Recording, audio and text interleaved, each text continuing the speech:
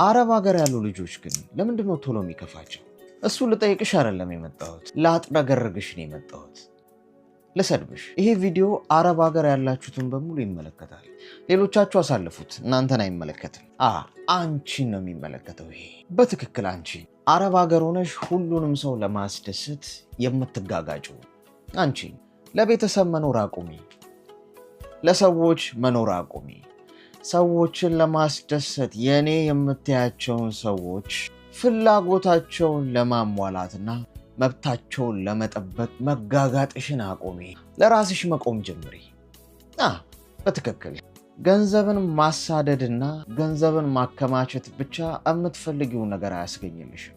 መኖር ይጠበቅብሻል። የሰራሽውን የልፋትሽን እንኳን ቁጭ ብለሽ ለመብላት መኖር ይጠበቅብሻል። ብትሞቺ ሁሉም ሰው አንቺን ለመቅበር ይመጣል። ችግር የለውም። ሰዎች ስንሞት ውድ ነን በጣም። ስለዚህ ስትሞቺ ሰዎች አንቺን ለመቅበር ከየትም ተሰባስበው ይመጣሉ። ኢቭን ሰው ሀገር እንኳን ብትሞቺ ያንቺን ሬሳ ወደ ሀገር ቤት ለማስገባት በጣም ብዙ ብር ያዋጣሉ። የአበባ ጉንጉን ያመጡልሻል። አንቺን ለመቅበር ደረታቸውን ይደቃሉ፣ ያለቅሳሉ፣ ይጮሃሉ ለጥቂት ቀናት። ከዛ የምትረሺ ይሆናል። ማንም ስለ አንቺ ትዝ አይለውም። እንዳለፈ ክረምት ትረሻለሽ። ስለዚህ ዛሬ ለራስሽ መቆም፣ ራስሽን መጠበቅ ይጠበቅብሻል። የምትኖሪያትን ህይወት እያንዳንዷን ደቂቃ አጣጥመሽ መኖር ይጠበቅብሻል። ለሌሎች ሰዎች ማሰብና ለሌሎች ሰዎች መኖር ከመጀመርሽ በፊት መጀመሪያ ለራስሽ መኖር መጀመር አለብሽ። አሁኑኑ ጤናሽን መጠበቅ አለብሽ። ገንዘብ ብቻውን ሁሉ ነገር አይሰጥሽም። ገንዘብ ለማግኘት ስትይ ስራሽ ላይ ሙሉ ጊዜሽን እያዋልሽ ጤናሽን ረስተሽው ከሆነ ነገ ዋጋ ያስከፍልሻል። ያከማቸሽውን ገንዘብ ሁሉ ሳትበይው ትሞቻለሽ።